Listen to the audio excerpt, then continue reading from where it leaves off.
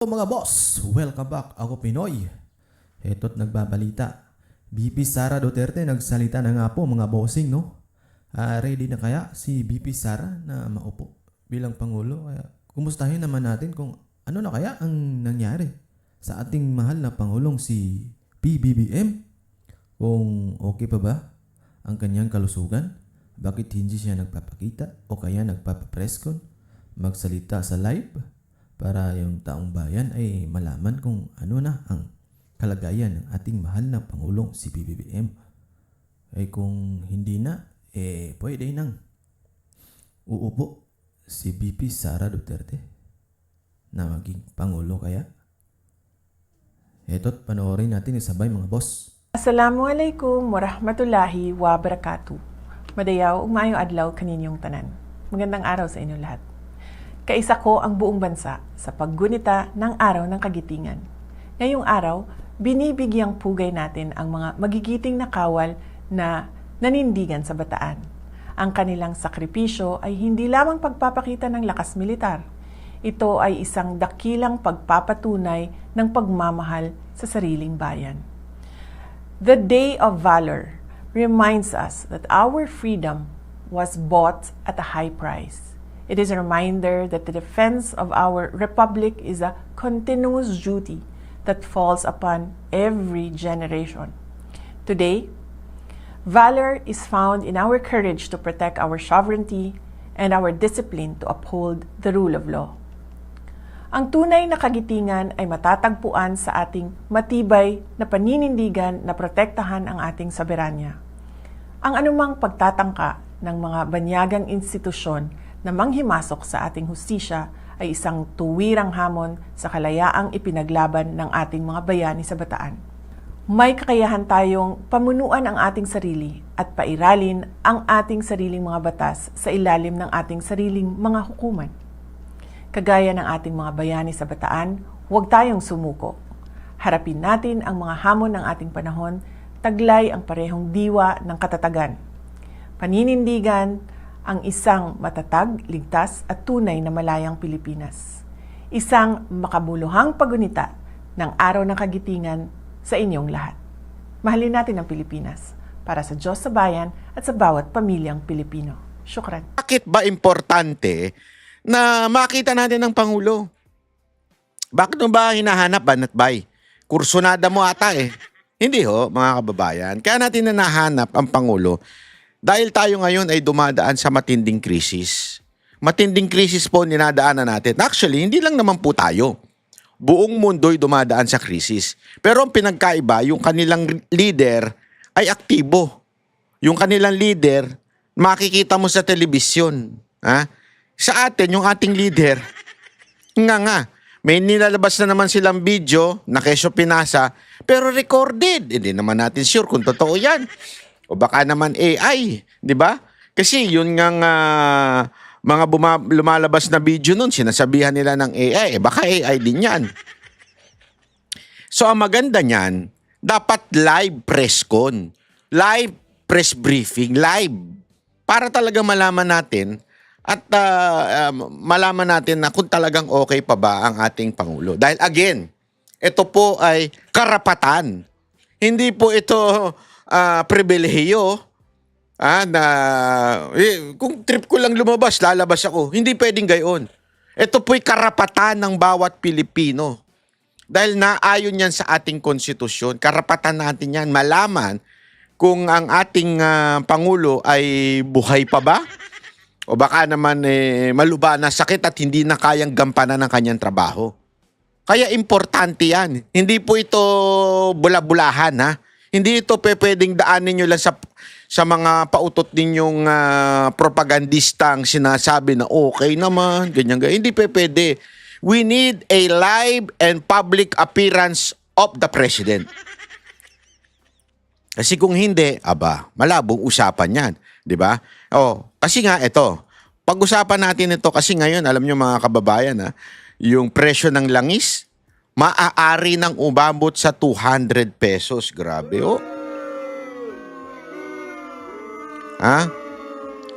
Hindi lang yan. Malabo na rin bumalik sa below 100 pesos. Pakinggan natin kasi may matinding naganap kahapon patungkol ho dito sa issue ng gasolina dahil alam nyo, baka kala ninyo yung mga may sasakyan lang ang apektado nito. Hindi ho. Whether may sasakyan ka o wala, ang pagtaas ng krudo, magkakaroon ng matinding epekto ito. Hindi lamang po sa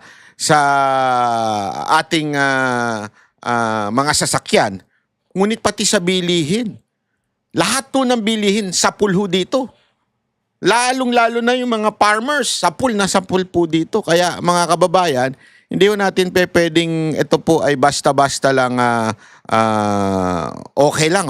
Hindi man kami apekto kasi wala naman kaming gasolinang sa aming sasakyan. Kasi kami ay EV o yung hindi na kami ngayon, baterya na lang yun. Hindi ho ganun yun. Kahit may EV ka pa, apektado ka pa rin dito. Ay, naku, maniwala kayo sa akin. Bakit ho kanyo? Kasi nga ho, yung mga bilihin, hindi naman naka-EV yung mga sasakyan na mga ginagamit dyan. Di ba?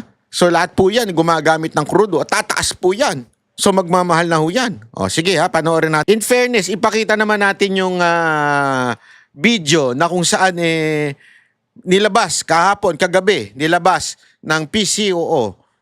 Di pala PCOO, PCO. Di ba?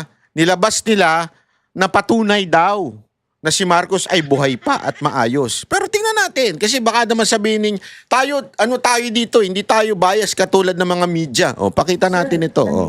Ayan ang kanilang nilabas. Wait lang. O, pakita natin ng malaki. Kasi ako, sabi ko nga sa inyo, kung sinasabihan nila dati AI, baka AI din to. Diba? O, pakinggan natin, ha? Hours. Yeah. So, ang tanong natin, sir, isa't kalahating oras. So, para sa mga kababayan nagmamahal sa iyo, sir, kamusta Wala. po ang inyong kalusugan? Wala nagmamahal sa kanya. Sinungaling. Doon pa lang sinungaling ka na eh. So dahil doon, hindi na namin paniniwalaan niya kasi doon pa lang sinungaling ka na eh. Ganun pa rin. Yun na nga, kasi I'm struggling kasi ayoko tumaba ulit. Nawala na yung taba ko, baka babalik. So that's what I'm taking care of. But I want to magpapasalamat naman ako sa mga nag-aalala sa akin. Huwag niyo pong masyadong siniseryoso. Alam mo naman ang social media, palabiro yan eh. At wala po tayong problema. I'm back to my regular exercise. I've been back to my regular routine for the last 3 months na ito na patuloy lang yung aking ginagawa. Watching watching my health, making sure that I'm always ready to do the work. So, yung diet nyo, sir, Wala na. regular na, okay na po? Wala na ang bawal. Matagal nang wala na. Burger. More than 1 month na ako walang bawal. Actually, wala naman talagang bawal. Yung bawal na gamot, sir. Ako, nagtatanong lang ha. Yung bawal na gamot, bawal pa rin pa o hindi na? Kasi wala daw bawal eh. Malay mo, yung bawal na gamot, hindi na bawal din sa kanya. Hindi, ako yung nagtatanong lang ha. Nagtatanong lang tayo. Pero suggestion naman, iwasan mo itong ganito, iwasan mo yung masyadong mantikain, pero wala na yun, hindi ko na masyadong iniisip na yun. Yun yung video na nilabas. Anong proof no na April 8 nangyari yun? Anong proof no na April 8 na nangyari yun? Di ba? Anong proof? Anong proof? Wala. Walang Sir, proof. The meeting lasted for more than 1.5 hours.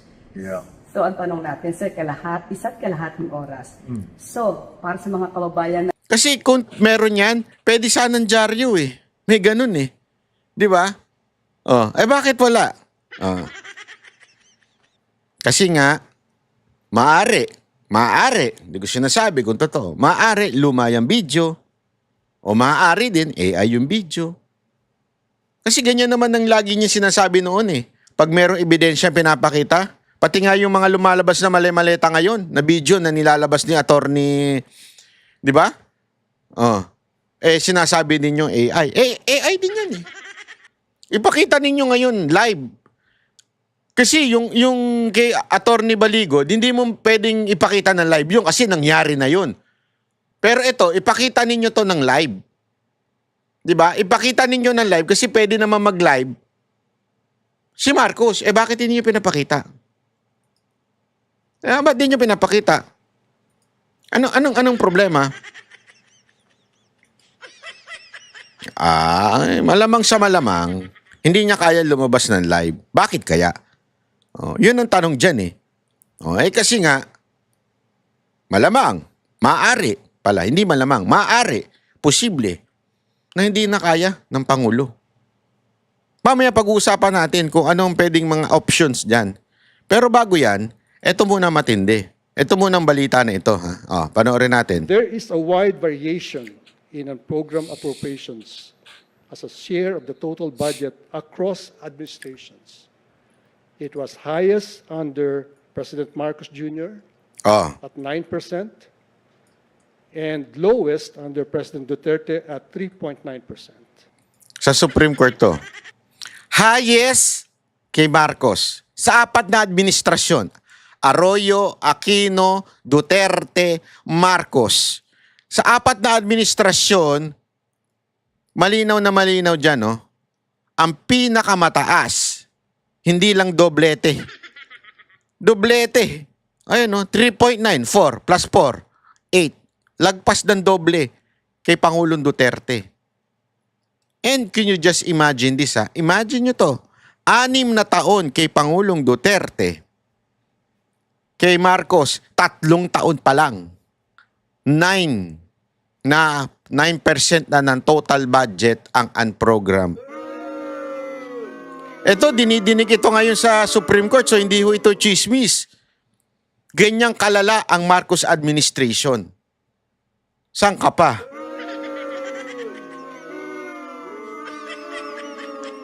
Di ba? Saan ka pa talaga? Yan ang pinakamataas. Malupit ka talaga, Marcos. Iba ka, ibang level ka. Tuloy natin. Chief Justice, Your Honors, good morning. Still morning, right?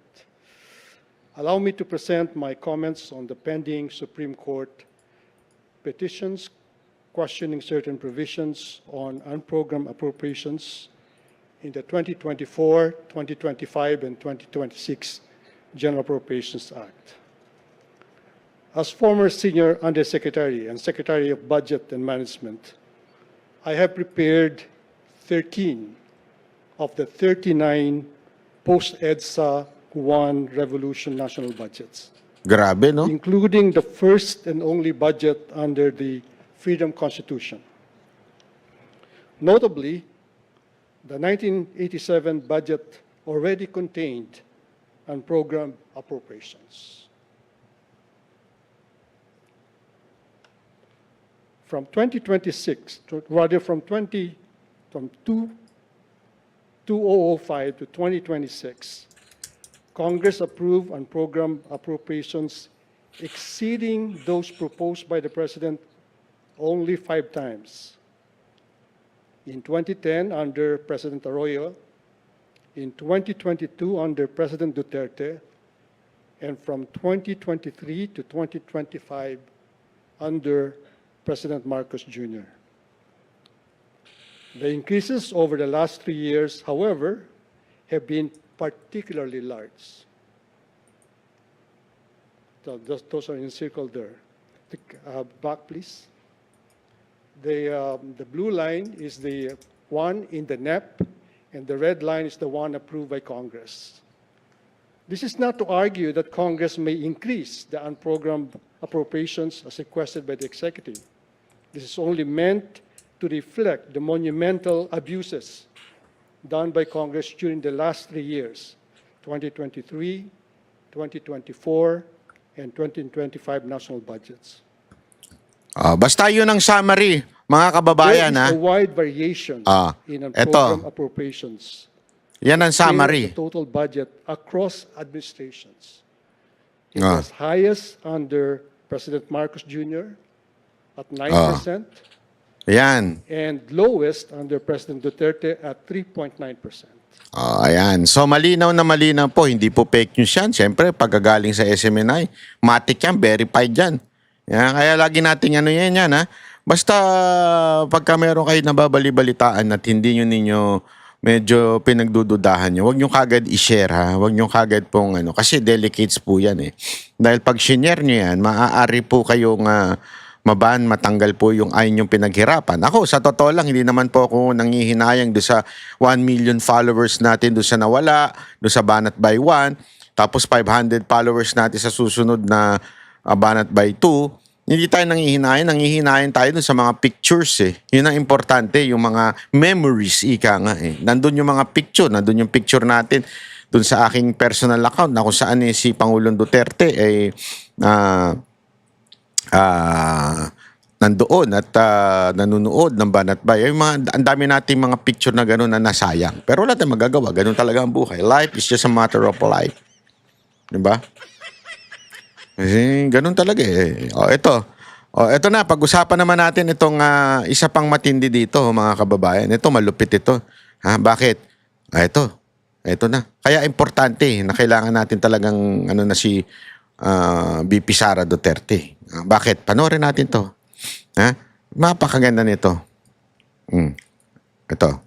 Panoorin nyo ito, abogado So ito po, Section 8, in case of death, permanent disability, removal from office, or resignation of the President, the Vice President shall become the President to serve Yan. the unexpired term. So yun nga Yan. po, si VP Sara talaga yung next in line yan. So ngayon, ang Yan. next question, hindi pa naman, or yung ina-allege lang naman ay may sakit si PBBM. Paano naman magsasucceed si VP Sara kung buhay pa naman at functioning si PBBM? So yung ganung situation po, sa Section 11 naman yan papasok. Whenever Yan.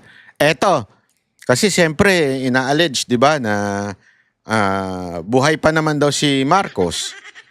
So, hindi pa dapat palitan ni VP Sara Duterte. Ang tanong, may kakayanan pa ba? Capable pa ba? Ito yung nandun sa Section 11 ng ating Whenever the batas. President transmits to the President of the Senate and the Speaker of the House of Representatives his written declaration that he is unable to discharge the powers and duties of his office, and until he transmits to them a written declaration to the contrary, such powers and duties shall be discharged by the Vice President as acting President. So in that situation po kasi, kung meron talagang malalang sakit yung Presidente which will make him unable to perform his functions, nandyan pa rin po siya pa rin po yung Presidente ng Republika, pero ang magdi-discharge na po ng functions of the President will be the Vice President as acting President. So yan po ang kailangan nyo i-take note. Magiging acting President po yung Vice President, pero the President is still there kasi once he will be able to recover tapos maka-perform na po siya ng functions niya, he will resume performing his functions as the President. So si Vice President po mawawala as acting President at babalik siya sa pagiging Vice President. Ito, malinaw ito. Hindi kailangan mamatay ni Marcos para maging Pangulo si VP Sara Duterte. Malinaw sa batas na pag hindi kaya ng Pangulo, may sakit, hindi niya magampanan ng kanyang trabaho na aayon sa ating konstitusyon, Section 11, magiging acting President ang Vice President. Kaya napaka-importante na malaman natin kung kaya pa bang bumangon ni Bongbong Marcos.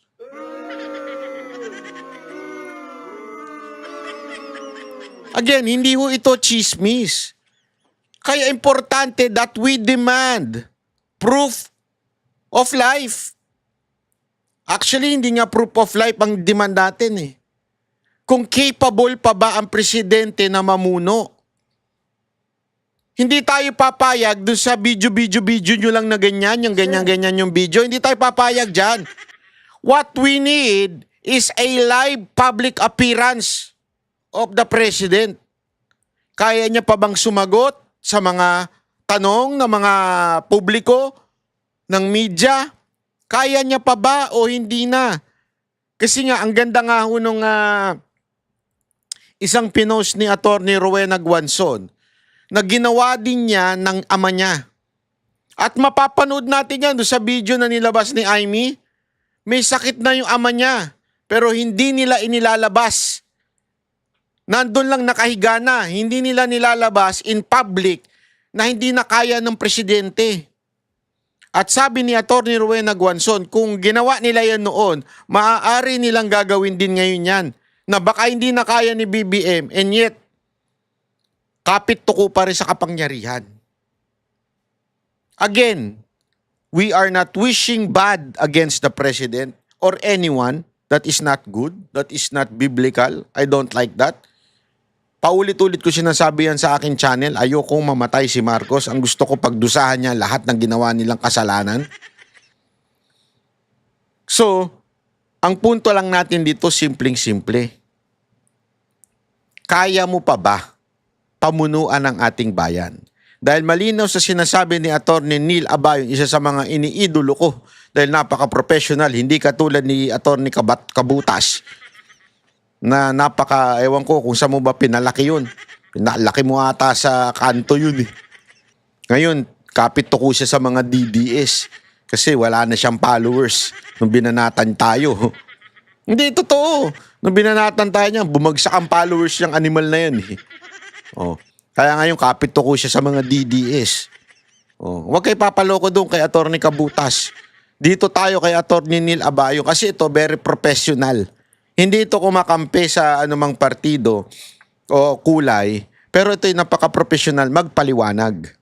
So this is most likely the reason po kaya yung grupo nila PBBM ay ayaw yung ganyang usapin kasi yun nga po magiging acting president niyan si Vice President Sara Duterte. Yun. And of course yung Duterte group gusto rin nila yung mga ganyang discussion kasi magiging acting president nga po si Vice President Sara Duterte in that situation. Okay, so yan lang naman po yan. So again, just to reiterate, even if buhay pa po yung presidente pero due to some serious condition ay he's unable to discharge his powers and duties ay pwede na po maging acting president yung vice president natin. Nako. So yan po, hindi naman talaga kailangan mag-antay na there is death, permanent disability or removal from office or resignation before the vice president can perform the functions of the president. Magkaiba lang po yung designation nila kasi dun sa baba sa section 11, acting president pa lang po yung tawag dun sa vice president kasi pwede pa nga bumalik yung president later on. Whereas dito po sa section 8, kung meron na talagang death, permanent disability, removal from office or resignation, the vice president shall become the president na talaga. Presidente na po talaga ng republika dito yung vice president. And isa pa pong kailangan natin i-take note sa section 8, permanent disability kasi yung kailangan para mag-succeed from vice president to president yung VP. Okay, so compared naman po yan dito sa section 11, itong unable to discharge the powers and duties of his office is only temporary. Kaya acting president lang yung tawag sa vice president. Pero nevertheless po, pag acting president ka kasi, may powers ka na yan ng presidente. So pwede pa rin mabalikan na ni VP Sara yung mga grupo ni PBBM. And again, that is most likely the reason or the political reason kaya ayaw na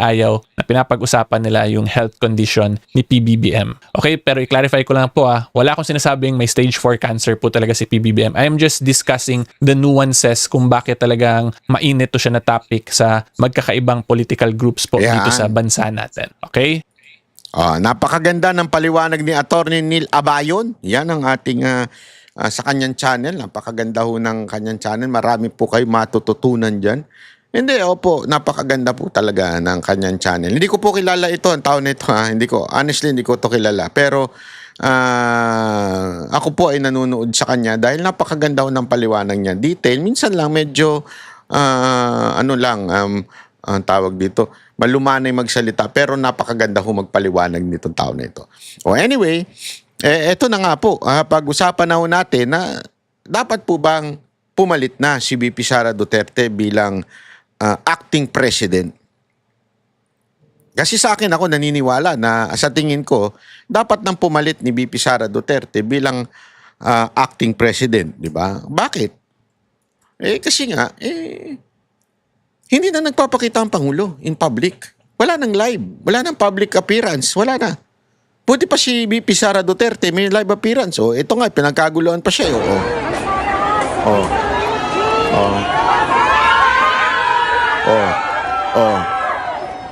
Di ba? Ayan Acting president na ho yan. Dapat maging acting president na yan. Kasi tiwala ng taong bayan nasa kanya ipapakita ko sa inyo na tiwala ng taong bayan na kay VP Sara Duterte na.